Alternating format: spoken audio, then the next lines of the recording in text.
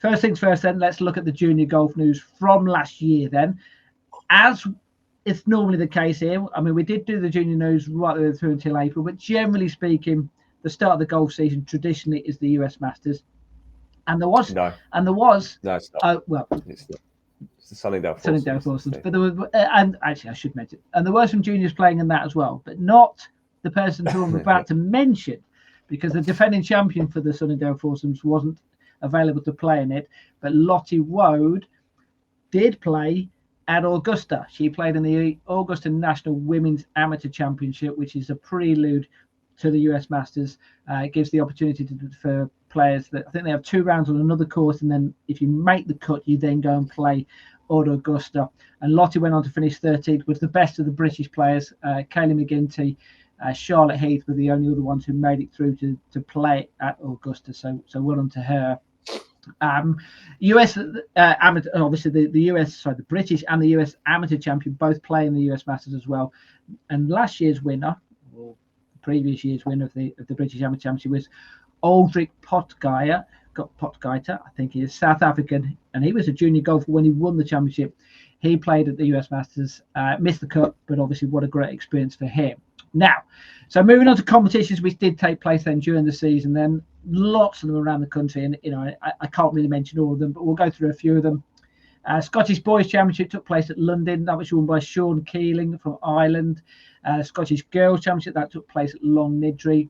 Olivia Costello won that by 4 shots. So a double Irish victory there. 2 Irish players coming over and winning in Scotland. So well done to them.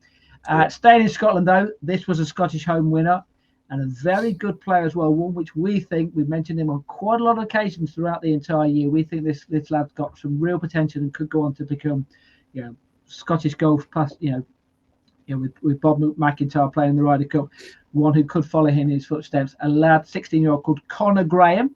You might remember him. He won the Scottish Men's Open Championship, which took place at Meldred House, won by 4 shots. He played in the Walker Cup as well a little bit later on in the year. The Junior Golf World Cup that took place in Japan. Japan won both the men's, or the boys, and the girls' titles. Back in this country then, some of the big competitions. The English Under-18s Amateur Championship, that was won by Alex Wells. Shot 68, 68, 70 and 70, so 12 under par. The Irish Boys and Girls Amateur Championship took place. This is what we're talking about, all competitions quite early on in the year. These are.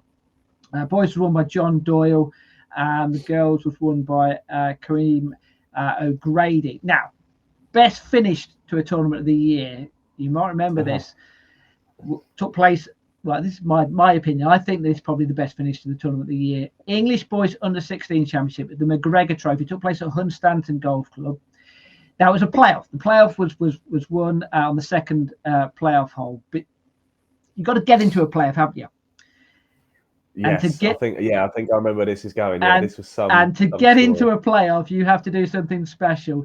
And when you're coming down the last hole and you need an eagle to get into a playoff, you need to do it from 144 yards out. That's what Cameron Mukherjee did. He holed out from 144 yards out for an eagle. Who did he beat in the playoff? He actually lost the playoff, but so what? Kind of thing. He lost the playoff. He lost the playoff. Oh, right, yes. But to get in the playoff, he eagled the last hole, the 72nd hole, and he lost to Chris Kim. Now, Chris Kim had a fantastic year. I think the Golf Awards have got some awards coming up this year, and I think he's up for the performance of the year. We mentioned the performance of him winning the McGregor Trophy. Well, he won one of the big competitions as well, and we've got a photo of him, the winner of the Boys Amateur Championship, which took place at Ganton Golf Club. He won the boys once again a playoff, and if we're talking about best finishes of the year, then this is probably the worst finish. He, not necessarily from him, but the poor guy who's playing against, an American called Alex Papaiono. On the second extra hole, he had a 3-footer to beat Chris, missed it, and then missed the return putt as well. So that's my kind of golf. That is 3-putting from 3 foot out. But I think we have. Hang on, I've got the picture. I've got the picture here, Steve. Sorry, there we go. Look, there's Chris on the right. The girl on the left hand side is Helen Bream, who won the Girls Championship, which took place at Ganton Golf Club, and she became the first ever German to win that title. So So well done to her, and well done to Chris as well. And good luck to him when they have the England Golf Awards. I'm sure he's going to be, probably one of the favourites to win that. Will you be there, Steve? Will you be at the awards? I'm waiting for that invite that you're still waiting for the Faldo Series Grand Final. I don't know. I'm still waiting for the England Golf invite as well, but it doesn't seem to be. I don't know. I don't know. The postal service in your area is terrible, isn't it? I'll tell you. Do you know what it is? Generally, it's because in Bracknell. It's because Fujitsu are in Bracknell. I'm not even making it up. It's true. It's a massive Fujitsu. Right, we're not going down that route. Please don't. Right, let's stay with golf. Right, okay. Question for you. Then I'm going to give you 3 options here. Who you think this one? The Family Award. Right, 3 stories here. You have to pick the best family. Okay. Right. No, not the Mukherjees. They're not one of the 3. So one of them. Right, the Weavers, friend of the podcast. I'm biased towards Weavers. I like those guys a lot. Okay, fair enough. Right, England golf then. England international Tyler Weaver. He won the English Boys Amateur Championship wire to wire. First round leader, went all the way through to the 4th round and won it. Scores of 68, 68, 69 and 67. So 16 under par. That was at Moore Park. Won by 5 shots. Then a few days later, his older brother Max won the Welsh Men's Amateur Closed Championship at Newport. Won the final 2-1 against Tommy Bowen. So that's option 1. Okay. The Weavers. Option 1. Okay. Right. The Richardsons then. Option 2. The Welsh Golf Junior Championship took place at Cardiff Golf Club. The winner of the Under-16s Championship was Thomas Richardson. The winner of the Under-14s Championship was Fionn Richardson. So Thomas and Fionn Richardson became the first ever brother and sister to win both the tournaments on the same day. So that's the Richardsons then. Yeah, that's pretty impressive. Right. Finally then, the Peafords. Oh yeah. So the Peafords then. This might take some beating. Annabelle, absolutely. Annabelle and Emily. So this all surrounds the Women's Championship, which took place, the Women's Champion Club event, at St Ives Golf Club in Huntingdon. Then the course record was broken 3 times in the space of 2 days. On the first day, Annabelle Peaford, who's 14 years of age, by the way, she shot a 70 to set the course record. The following day, it was broken by Ganton's Amy Stavely, shot 3 under par 69, and she held the course record for a grand total of 2 hours. Before Emily Peaford, who's the twin sister of Annabelle, broke the course record with a 5 under par 67. You said it was a good story, didn't you, Ian? So the Peafords then, what a fantastic time they had in that event. But Emily also broke a course record again later on the same week at North Hants Golf Club, and she shot 9 under par to set a course record. So there we go. Yeah, I think, look, is it the Weavers, is it the Richardsons, or is it the Peafords, Ian? I've got a bit of bias towards the Weavers because I think it was Tyler won the English under-18s at Woodall, not 20 in 22, I think, and I was there for that. But the way the Peafords, I think, to beat course records at their age as well.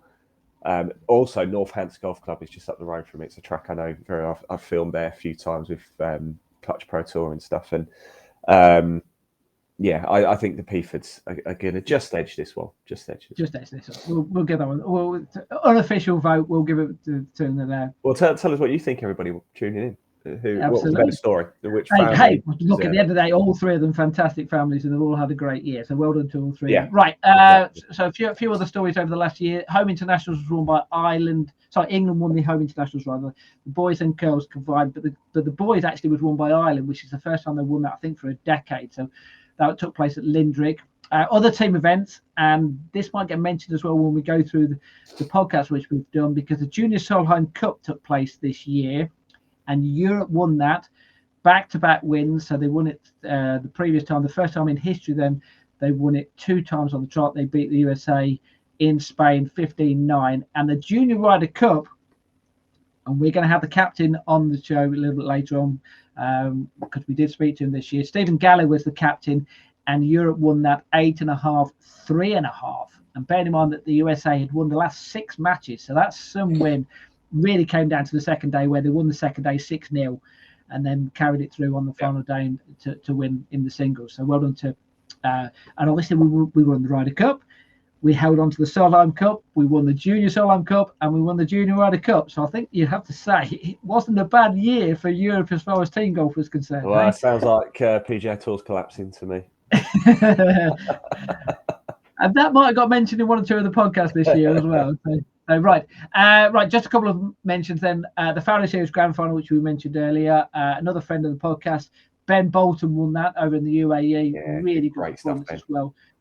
65, 70, 66. He won by 7 shots. The boys under 18 championship, another English winner there. Teddy Hall won in a playoff there. Right. Finally, though, best performance of the year, the Irish Junior Open Tour. Do you remember, Ian? Right. The under 11s championship then. What was the winning score from Pippa Cuff from St Anne's National School? Right. So I'll give you a bit of a clue. It was a 69 was the par for the course. So what do you think she shot? Over how many rounds? 1 round, just the 1 round. Oh, I'm sure. I want to say something really silly. We are talking here. This is the best performance of the year. So yeah, because I remember you asking me this. I remember you asking me this earlier in the year, and back into 2023, and I said something like, "It was past 69, 11 years old, from the tee she was playing for age." Yeah. I think I said something like 66 or something, but wasn't it like? But it wasn't that, was it? It was. No, it wasn't that. No. Wasn't it something silly like 55 or something? It's something silly like that. 55. You're right. Yeah, it was 42 under par. Net 27. I wanted to say something in the fours, but I didn't want to look stupid. Yeah, but it was 42 under par. Yeah. Net 27 on a par 69 golf course. So, even now, I'm amazed when I read that story and I was going back over the stories we covered in the year. So by a distance, that wins the performance. How that didn't make national news is beyond me. I have no idea. No, but that's good old Michael Gallagher who runs the Champion of Champions event. Little announcement I have to make as well, Ian, is the fact that I'm going out to the Champion of Champions next year. Take place the late July. I'll be there taking the photos for the grand final. So we're going to we'll do a proper good podcast on that. I think there are 40 different countries which will be representing in that grand final. So that'll be 250 juniors from across the world. So that's going to be a massive event for next year.